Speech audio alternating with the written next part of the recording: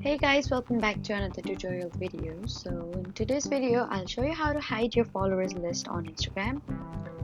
Instagram doesn't have a feature that completely hides your follower list from everyone, but you can make sure your account is private so only approved followers can access your followers and following lists.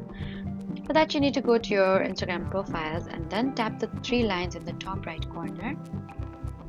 From there, open settings and then tap on account privacy.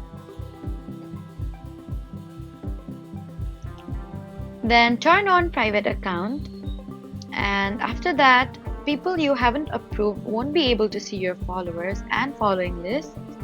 You can also remove followers individually if there is someone you don't want following your account. So that was how to hide your followers list as much as Instagram currently allows. Please do not forget to like, comment, and subscribe for more helpful tutorials. Thank you for watching.